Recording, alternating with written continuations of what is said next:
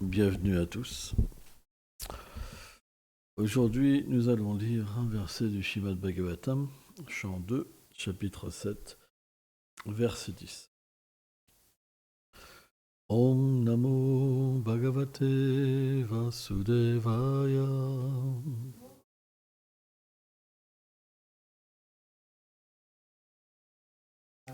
Om Namo Bhagavate Vasudevaya.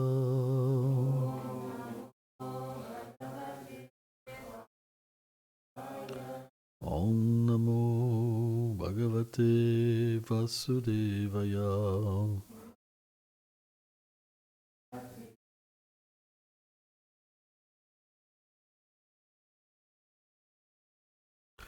Naberasvam Dishabam Asam Sudevi Sunu.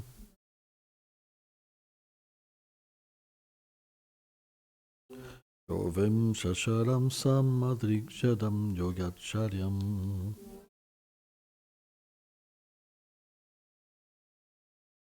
Yat Param Mamamsyam Dishayam Padam Amamnyanti.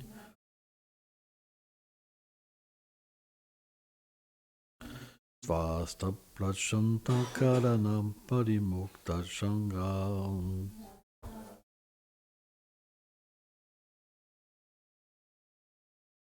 Traduction. Son incarnation suivante fut Rishabha, né en tant que fils de Nabi et Sudevi.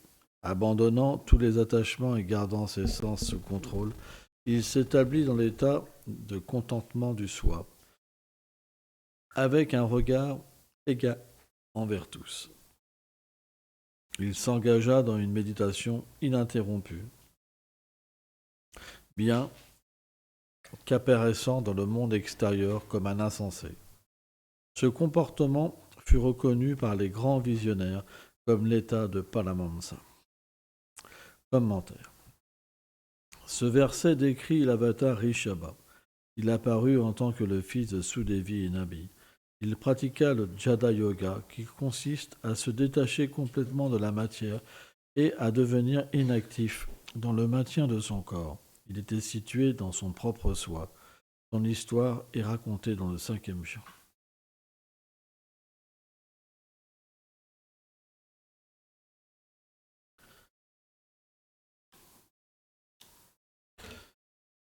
Om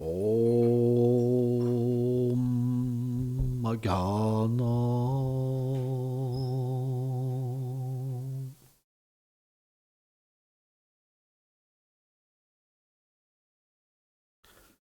Timilam Dasyam Ghanam Jalam Shalakayo Shakshurmiritam Jena Taisme Igorave Namaha.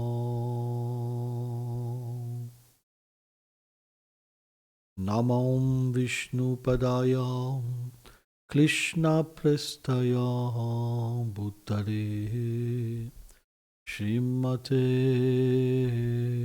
Bhaktivedanta Swaminiti Namine. Namaste Sarasvati Deve Kauravani Pracharine Nirveshesha Sunyavari Pratyatya Dishatarine Vanchakalpat Tarubhyacha Kripa Sindhu Bhyahevacha Patitanam Pavanebhyo Vaishnavibhyo Namo Namaha.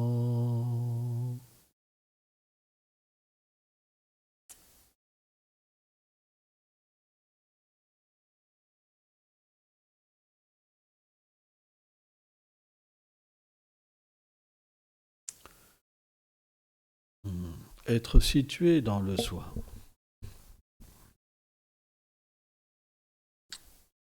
C'est quelque chose de très important.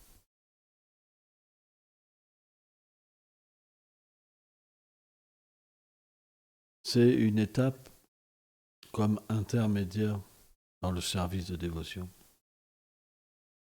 où l'être vivant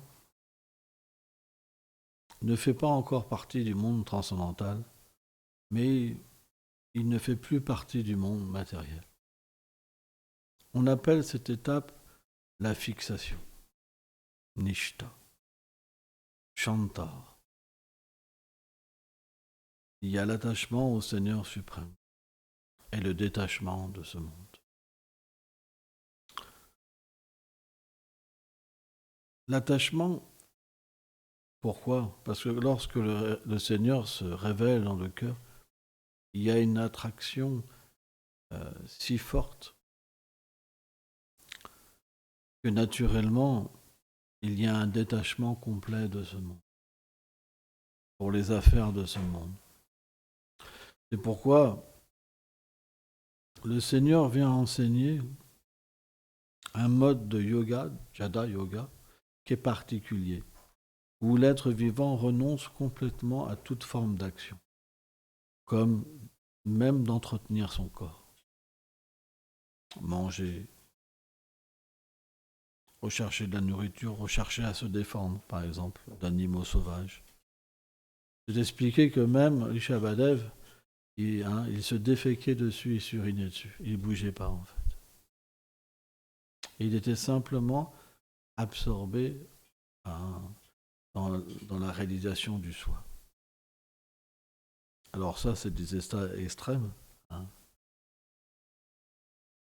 Alors bien sûr, la différence, c'est que le Seigneur, ses excréments sentent extrêmement bon. Hein, hein. Par exemple, parfois quand on va aux toilettes, même nous-mêmes, on suffoque. C'est difficile, c'est vrai. Hein, on se dit, mais comment c'est possible que ça sente aussi mauvais? Mais le Seigneur, lui, je ne sais plus, c'est 12 km ou 13 km à la ronde, si mes souvenirs sont bons. Ça sentait un parfum extraordinaire, attirant. C'est ça la différence. Alors on pourrait se dire, mais comment c'est possible que de telles substances apparaissent du corps du Seigneur? Ça, c'est une question qui est intéressante.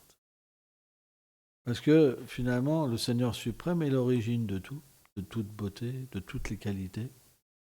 Il n'a pas besoin de faire apparaître ces choses. Il peut, s'il veut ne pas manger, ne pas respirer, il est libre de tout. Et en même temps, tout existe en lui. C'est pour ça qu'on a cette fonction aussi de manger, de digérer et de...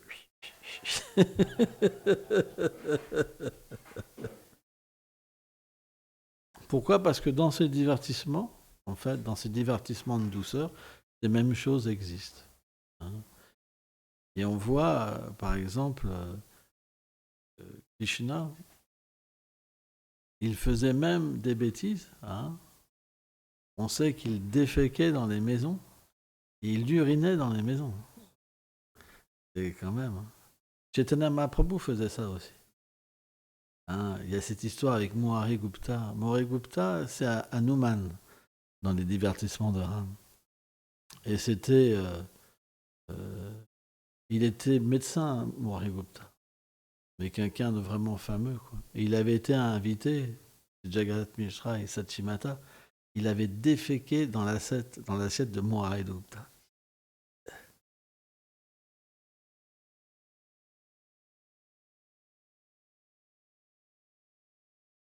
Et alors, Jagannath Mishra et Sachimata, ils n'en pouvaient plus, quoi. Le Seigneur était tellement agité, tellement agité. Mais Murari Gupta, il a pris une leçon, quoi, parce que le Seigneur lui a fait voir qu'il était Ram. Donc en contrepartie, le Seigneur fait une bêtise, mais en contrepartie, il peut faire voir il est la vérité absolue. Alors que parfois, vous avez dans le monde matériel des yogis qui disent qu'ils sont Dieu, hein, ils font caca, mais ils montrent jamais en contrepartie qu'ils sont le Seigneur suprême. Hein. C'est toujours limité. C'est ça la différence entre un vrai avatar et un faux avatar. Bon, bref, on va arrêter de parler de caca. Et le point, c'est qu'à un moment dans la vie spirituelle, par la méditation, par le chant, le cœur se purifie. Et lorsque le cœur se purifie, on a la possibilité de rentrer à l'intérieur de soi. Ça veut dire d'avoir une vie spirituelle intérieure. Tant que le cœur n'est pas pur, c'est pas possible. C'est pourquoi notre but, il est de purifier notre cœur. Cheto dal palam majanam, c'est très important. Et pour ça, notre pratique spirituelle, elle doit être constante, mais aussi avec de la concentration. C'est très important. La concentration, c'est important. C'est pourquoi il y a des heures pour méditer qui sont plus favorables que d'autres. Quand on se lève très tôt, on a une meilleure méditation. Et la méditation, elle doit se faire avec une posture assise. En marchant, par exemple, à moins d'avoir le Seigneur dans le cœur, quand on marche, on ne peut pas véritablement méditer. Parce que la marche, c'est situé dans la passion. C'est pour ça que, bien sûr, si on est fatigué, par exemple, lorsqu'on chante le Saint-Nom, il est mieux de marcher que de s'endormir, bien sûr. Mais avec la marche, à moins d'avoir une miséricorde spéciale, alors c'est possible, hein. Dans la théorie, les acharyas disent que c'est plus dans le domaine de la passion. Or, dans l'ignorance et la passion, on ne peut pas véritablement se concentrer. Entrer dans un état où on peut fixer ses pensées sur l'objet de méditation. Et par exemple, la forme du Seigneur, son nom, ses qualités, ses divertissements. C'est extrêmement difficile.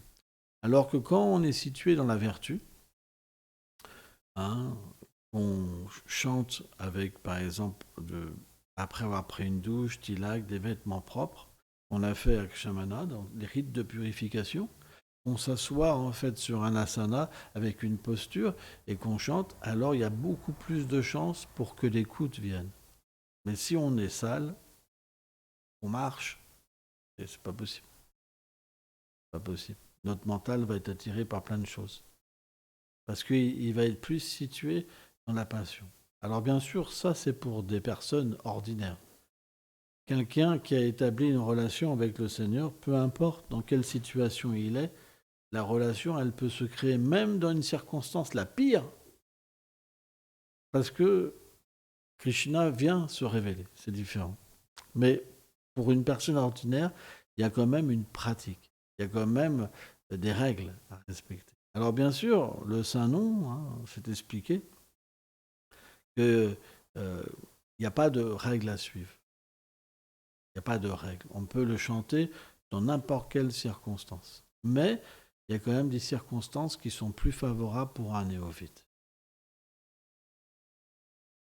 C'est pourquoi, lorsqu'on est bien disposé dans un lieu inspirant, qui a une bonne vibration, comme un temple, où il y a quelque chose qui va nous inspirer, soit une musique, un fond de musique inspirante qui facilite les sentiments, alors on peut avoir l'expérience de l'écoute, hein, de la méditation et de la purification du cœur. À partir de là, qu'est-ce qui se passe à un certain moment? Alors, on établit une relation avec Chaitya Guru, avec le gourou dans le cœur, Paramatma, Antaryami. Et à ce moment-là, on peut véritablement avoir une vie où on est observé, où on est guidé.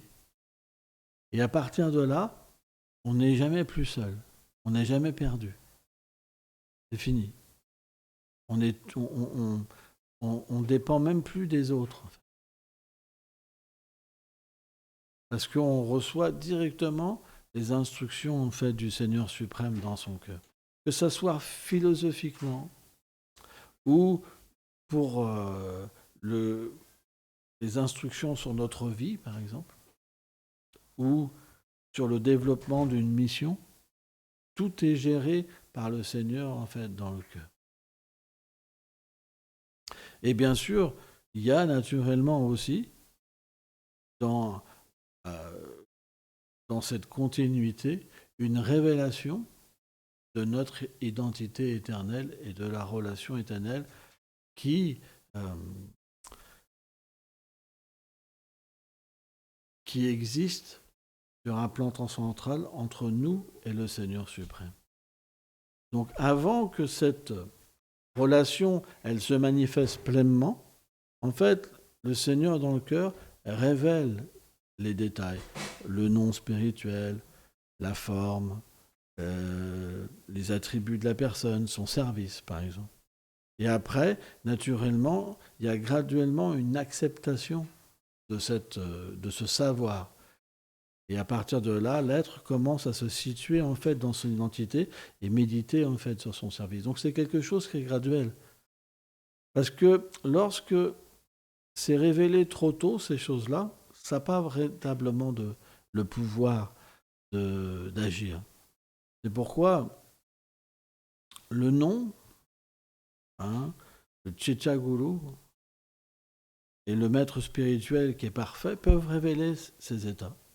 Mais ça ne doit jamais être dans un niveau immature.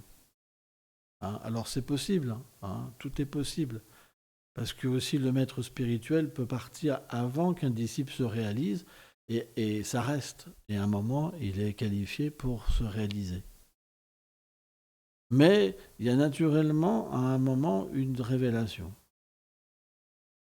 Parce que ça ne se fait pas en i comme ça. I. Non.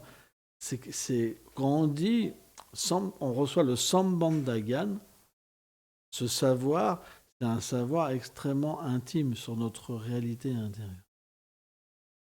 Donc être situé dans le soi, ça veut dire être situé dans cette connaissance de notre nom, de notre forme, de nos attributs, de notre service. Et ça veut dire une méditation, une acceptation. Et graduellement, une introduction dans le monde transcendantal. Mais dans un premier temps, il faut être purifié. Parce que s'il n'y a pas de purification, ça ne marche pas. Donc pour ça, il y a Seva, le service. Nishkama Kama Yoga. Ce que parle Krishna dans la Bhagavad Gita. Ce service qu'on offre au Seigneur suprême d'une manière désintéressée. On doit purifier nos activités. Par exemple, nos acharyas ont mis en place un système où, avant l'initiation, on fait du service. Et par ce service, on obtient la purification pour recevoir le Saint-Nom. Mais de la même manière, s'il n'y a pas une purification, on ne peut pas recevoir grand-chose. La connaissance, elle ne peut pas entrer, elle ne peut pas agir véritablement. Donc, il y a toujours des règles qui vont encadrer naturellement la révélation du savoir. Et les deux, la purification et la connaissance, vont amener une personne à se réaliser et à se situer à l'intérieur. C'est quelque chose qui est très important. C'est pourquoi la connaissance doit être pure. Et aussi la parampara doit être pure. Car le service, on doit le recevoir d'une source authentique. Sans ça, il n'a pas le pouvoir de nous purifier. Il va nous contaminer. Par exemple, si vous recevez le savoir, on vous dit vous êtes Dieu, vous n'allez pas pouvoir vous purifier. Vous allez plutôt vous gonfler d'orgueil. Moi, je suis Dieu. Donc à partir de là, vous considérez même Krishna comme inférieur. comme juste une étape où Dieu se manifeste sous la forme du Brahman pour aider les êtres, et en fait, il est déchu. Mais lorsque vous vous établissez dans un véritable savoir, il n'y a pas toutes ces choses qui apparaissent dans l'être vivant. Graduellement et doucement, vous commencez à vous sentir heureux dans le service de dévotion. Vous vous identifiez en tant qu'un dévot. Ça ne veut pas dire fanatique. Ça ne veut pas dire fanatique. Par exemple, même si je suis un sannyasi, ma mère va me tendre la joue pour faire la bise, je vais faire la bise. Parce qu'il y a un principe aussi qu'on est dans temps, lieu et circonstances. Si on est fanatique, par exemple, au point qu'on se dit « Ah, me touche pas, là, t'es intouchable », à un moment, il y a quelque chose en nous qui va se détruire. Parce qu'on va créer du mal partout. Il n'y a pas d'harmonie dans notre vie. Et naturellement, quand on va rencontrer un problème dans notre vie spirituelle, on va tout remettre en question. C'était mauvais, ça m'a apporté que du mal, par exemple. C'est pourquoi un véritable maître spirituel, il doit adapter le Vaishnavisme en temps, lieu et circonstances, par son propre exemple, pour que ça puisse marcher, pour que les personnes puissent rester des dévots toute leur vie sans souffrir, sans penser qu'ils ont raté leur vie, mais justement en étant insérés dans la société. C'est ça notre but. Notre but, il n'est pas d'être identifié en tant qu'un sannyasi, en tant qu'un brahmachari, un grihastha. Notre but, il est aussi d'être l'ami de tous les êtres vivants. C'est pourquoi la véritable pureté, elle est très proche en fait du Seigneur suprême et de l'inspiration qui va nous le donner. Et cette inspiration, elle est tellement bonne que c'est impossible presque que des êtres vivants ne puissent pas aimer un Vaishnava. Donc là, on parle d'un niveau élevé, où quelqu'un reçoit directement l'inspiration du Seigneur en temps, lieu et circonstances. C'est pourquoi il y a une adaptation dans chaque cas. Parce qu'on doit causer le moins de violence possible. Et c'est quelque chose qui est très important. Or, naturellement, quand cette pureté est présente dans le cœur, peu importe si quelqu'un vous fait du mal. Peu importe, même si un gourou vous triche. Parce que il y a toujours cette aide supérieure, qui a toujours été là, qui a toujours été supérieure, même au gourou physique. Mais ça, c'est rare. C'est rare. C'est pas la norme. C'est quelque chose qui existe. Mais c'est ce qu'on appelle être situé dans le soi. Ça veut dire qu'on entend, en fait, le Seigneur suprême. Et ça, c'est pas possible à un niveau immature. Il faut le cœur soit pur.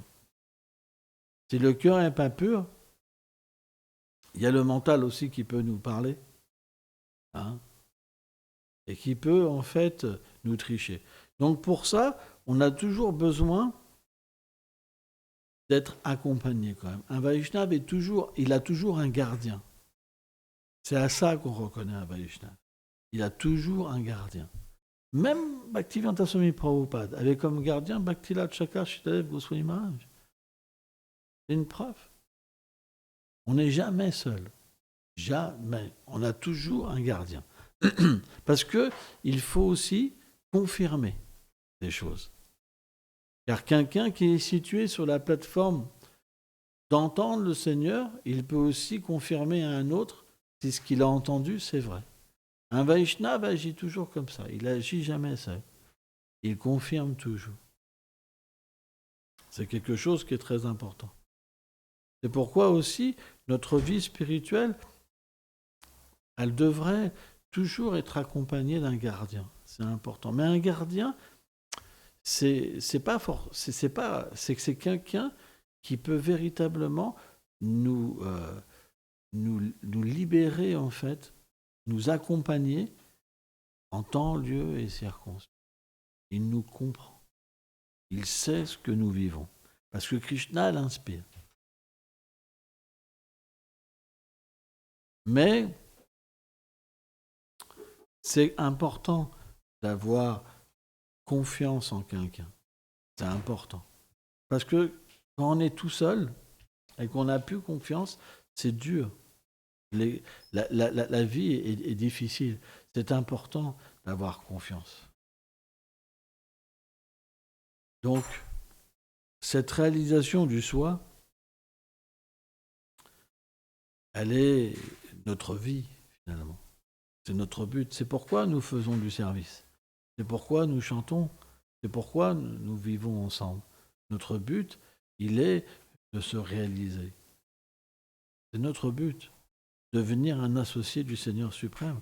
On n'est pas là juste, je ne sais pas, pour faire des pirouettes. Hein. Non, c'est quelque chose de sérieux. On bâtit quelque chose tous ensemble. C'est notre propre purification. Ça veut dire qu'à travers la communauté, dans un premier temps, on fait apparaître le Seigneur. Pour nous et pour les autres. Et lorsque ce Seigneur, il est satisfait, il apparaît dans notre cœur. C'est pour ça que le service de dévotion, c'est fondé sur ce principe. C'est de faire apparaître le Seigneur. Par exemple, dans un temple, vous faites apparaître le Seigneur. Vous faites apparaître la connaissance. Vous faites apparaître le service, le chant, la peinture, la musique. Vous rendez disponible le Seigneur pour vous et pour les autres. C'est vrai. Et c'est ce qui amène la pureté. Parce que graduellement, ce même Seigneur apparaît dans le cœur. Mais dans un premier temps, c'est toujours d'une manière externe. Pourquoi ? Parce qu'il n'y a pas de purification pour l'instant. On n'a pas de vie intérieure. Quand on n'a pas une vie intérieure, mais qu'on est sincère, on veut faire apparaître le Seigneur dans notre vie. C'est pour ça qu'il apparaît sous la forme de la déité. C'est pour ça qu'il apparaît sous la forme de la vibration spirituelle. C'est pour ça qu'il apparaît sous la forme de livres, par exemple. C'est la preuve. C'est la preuve de votre sincérité. Mais, graduellement, ce Seigneur qu'on fait apparaître, qu'on représente, alors il va se révéler après, dans un second temps, à force d'avoir ce contact avec lui, de le servir, dans le cœur. Ça, c'est la seconde étape. Et c'est pourquoi que les acharyas, comme les 6 Goswamis de Vrindavan, donc, ont donné des règles pour faire apparaître extérieurement le Seigneur, pour qu'on puisse le servir, se purifier, et pour qu'il puisse se manifester dans le cœur. C'est toute une science, en fait. C'est pourquoi on doit avoir foi dans le service de dévotion réglé. C'est très important, parce qu'il va nous permettre de nous réaliser. Merci beaucoup.